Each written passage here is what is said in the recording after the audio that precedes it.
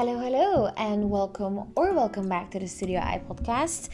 I feel like I'm incredibly far away from the camera, but the lighting was best in this area, so we're just gonna roll with it. Also, I am aware that it looks like I have a giant dick with this mic here, but let's just ignore that as well. Today in this episode, I want to talk about how to do hard things. Doing hard things is essential to growth. It's something we probably all struggle with. I know that I personally really struggle with that, and it is totally normal. Our brains are programmed to choose the easiest, most familiar path. So actually doing those hard things that we need to do is not what we are wired to do, which makes it so hard to do. That was a lot of to do, but you get my point. But it's also something that a lot of people don't seem to know how to fix. When I started doing research for this episode, the tips that I found online was learn how to solve a Rubik's Cube, take cold showers, do Sudokus. Like, that is gonna teach me how to motivate myself and how to do hard things. I don't think so. It will just torture myself a little bit more, and it will waste my energy on doing useless, not so enjoyable things. We're not going to be talking about those tips in this episode. I'm going to focus on a different type of doing hard things, because I believe that there are two types of hard things to do, and there's a vastly different approach to both of them. You have these things to learn that are just really hard, like take skiing for example. It takes a lot of effort, a lot of practice, and it's genuinely a difficult skill to learn. But that doesn't necessarily make it hard to do, because when you go to learn how to ski or play the guitar, you probably do it out of passion, out of a place of really wanting to learn that thing, and that gives you motivation on the inside. What I want to talk about today is those things that you know you should be doing, but you really don't feel like doing them, or those parts of things that you are really passionate about that just genuinely really suck to do, like taxes when you're building a business. That is the type of hard things that I want to be talking about today. So let's just dive into the tips. You need a reason to do the thing. You need to give yourself enough of a reason, enough of a why to motivate yourself to start doing that thing. And I have a couple of different tips here, and which one works best for you will depend on what type of person you are and on what helps motivate you better. So for some people, it might be visualizing the consequence of not doing the action. If you don't do, I'm gonna take a simple example. If you don't do the dishes, your kitchen will be a mess. And for some people, knowing that they'll walk into that mess of a kitchen later is enough to motivate themselves to not clean up the kitchen now. For some people, it won't be. I know for me, for example, it isn't. But for some people, it might work best that way. For bigger things, it's not just thinking about the consequence, it's also maybe creating an anti-vision. What if you continue your life the way you are doing it now? What if you don't change? What if you don't start exercising? If you don't start eating healthy? What will your life look like then? What are the negative impacts of not starting to eat healthy, of exercising? Create that anti-vision in your head.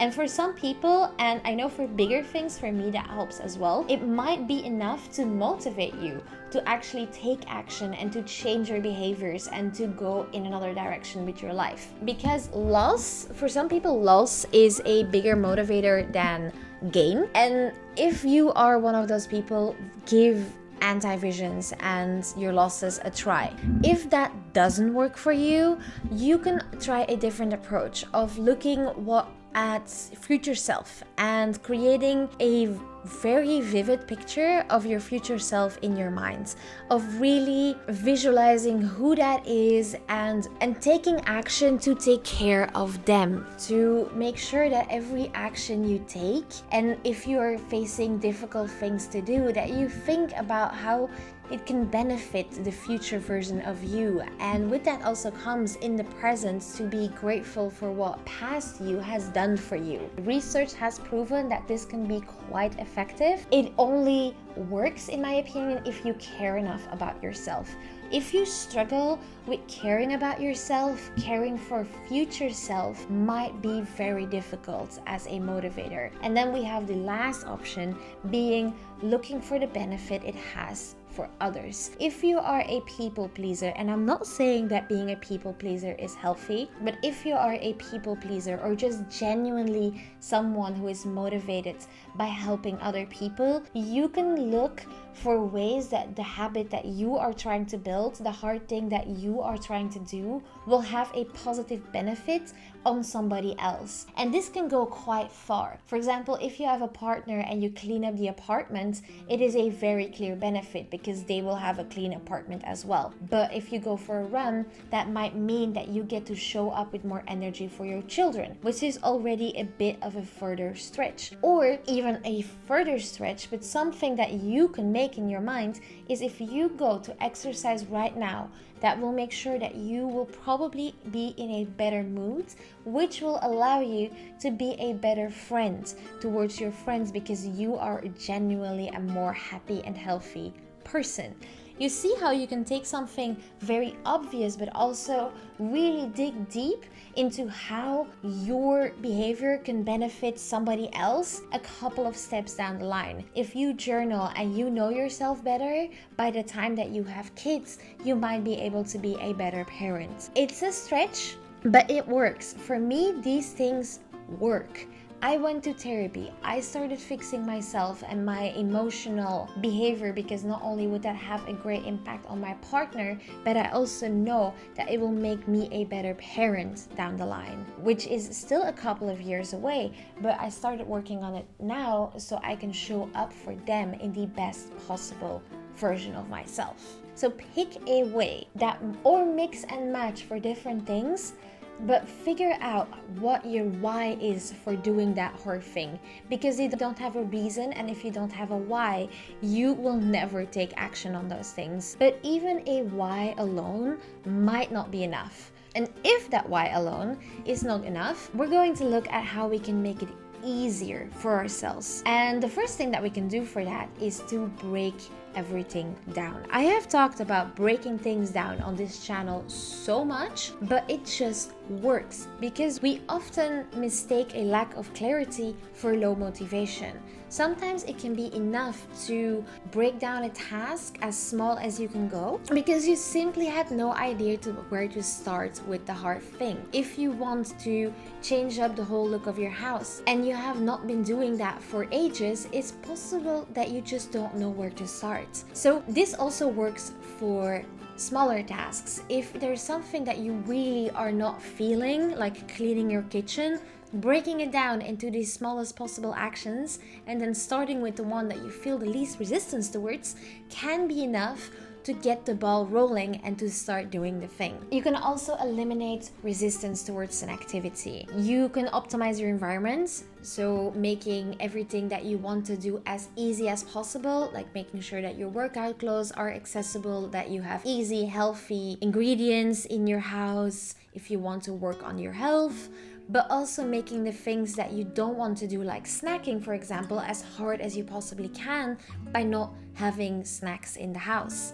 But you could also eliminate resistance a little bit more by reframing the activity or the habit that you want to implement, by reframing it in a positive way and by thinking about it as the benefits that it will have instead of the work that you have to do. A life-changing reframing of my thinking for me was, I might feel like crap right now, but I will feel better after I work out. Instead of always thinking, I feel too crappy to work out, I know I will feel better after I do the workout, which can then motivate me to do the workout because I look at the benefit instead of the effort that I have to put in it. You can also just ask yourself better questions, because sometimes it just comes down to a matter of choice. If you ask yourself the choice, should I go for a run or not today, your brain might be more inclined to pick the not running because it's the easiest option.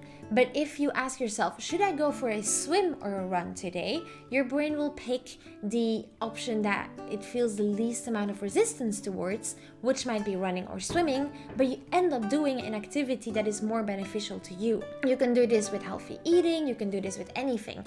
Pick 2 habits that will be beneficial to you and pick between those 2 instead of not picking anything at all. So once we have eliminated that resistance and we have our why, you still need to start. You can start small. You don't have to start by doing the biggest thing or doing everything at once. You can start small. You can start by practicing the habit before the habit, practicing showing up consistently before you make it more difficult. If you start with a very elaborate workout routine, it will be harder to stick to. So start with just showing up to work out. Run for 5 minutes instead of an hour. Slowly build it up. Over time, start slow, start small, and you will be far more likely to stick to the things that you want to do. If it's a one-time task, a sucky one-time task, for me, for example, doing taxes for my business, really, there are not many things that are worse than doing taxes. So I break it down. I put a show in the background and I tie it to something that I enjoy and I start working on it. And if it's something that I really need to concentrate on, I will work in 5-minute intervals. I will work on it for 5 minutes, I will allow myself to be distracted for 5, and then I do 5 minutes again. And once I start going, I can prolong the intervals from 5 minutes to 7 to 10 to 15 to 20. And eventually once I'm done, I will reward myself with something really, really nice. External rewards don't always work, and they often don't work. But for one-time activities, for really sucky things like doing taxes or moving or things like that you really don't want to do, say to yourself that you can have a big reward at the end, because it's not something that you do often. For example, tell your partner, after I've done taxes and only after I've done my taxes, will you take me out to that restaurant? It might be a great motivator. What can also help is to mentally prepare. So by prepping yourself and by getting ready mentally, it will eliminate that resistance once you get to the doing part. Think about having a very difficult conversation.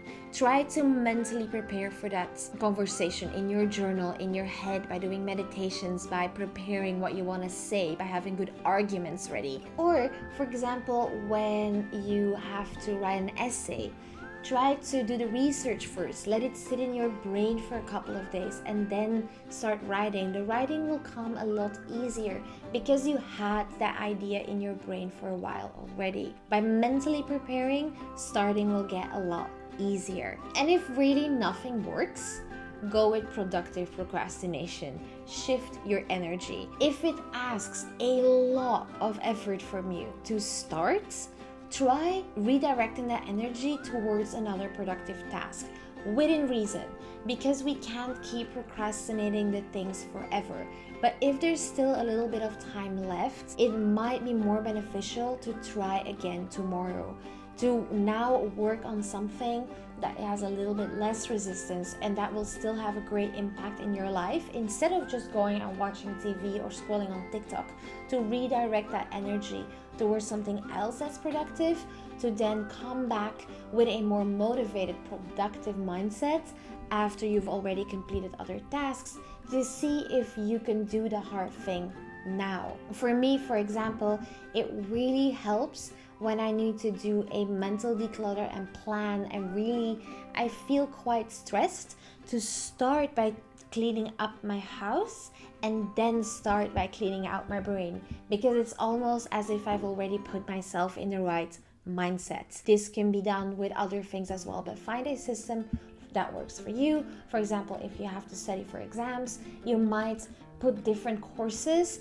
that you can study on in the beginning, so you can switch to the one that you have the least resistance towards, and that might help you to actually get things done instead of really focusing on that one thing that you have to get done today. Now, if you have an exam the day after, you will have to study, and then you can start implementing other ideas like studying for 5 minutes at a time with intervals and motivating yourself that way. But if you have the means to divert your energy to another task, try it, because eventually you will get bored of that task, and maybe the one that you were trying to do initially will feel more appealing. But I want to make a side note with this episode, because this morning I was feeling really crap and everything felt like too much, and I had the motivation to do nothing basically. And if that's the case, if everything is always hard to do, then you might just not have energy left. You might have burned yourself out. You can have burned yourself out to different degrees. Maybe it's time that you really drop everything and you take the time to rest and recharge, or maybe a couple of days of doing nothing is enough for now. If everything is hard, you are doing too much and you need a break. And once you hit that wall and you feel like everything is too much, take a couple of days. Take a couple of days to recharge and to get yourself back together, and then start by implementing your self-care habits first, because probably those self-care habits will ask a lot of energy for you. Those things will probably already be hard, even though they're supposed to be enjoyable. Sometimes when you're really burnt out, brushing your teeth can be all you have energy for in that day. And I want to encourage you to start by implementing those self-care habits first, because they will recharge you more. It might be tempting to start giving that little bit of energy that you get back, to start giving that to tasks for work or for other people, but start by putting that energy back into yourself, because it will help you recharge faster, and it will help you build habits that then prevent yourself from crashing that hard again in the future. And once you have the energy to do your self-care again, then you can start finding that balance and implementing other tasks again. But remember that if everything becomes hard, that means you've gone too far, and that none of these tips on this list are gonna work. Then it is about taking rest, about recharging, and about looking after yourself, because keeping on pushing all the time when everything is hard and you have no more energy to give will not help you in the long run. It will make it far worse. And that was quite a depressing ending to this episode, but I mean, hard things are hard things, and sometimes it's about just eating the frog, even though I said in a previous episode that eating the frog is bullshit advice. But sometimes you just have to, and try to motivate yourself a bit by one of these tips in this episode, but also by doing it together with friends or finding an accountability buddy, things like that. Just sometimes you just gotta bite through. And I hope these tips in this episode actually helped you a little bit on how you can approach these things. If they did, I hope you want to subscribe to this channel or this podcast episode. If you want more of me, you can find all of that in the description box with my social channels, YouTube, podcast, whatever it is you want. And with that, that's the end of the episode. I will see you again on Friday. Toodaloo.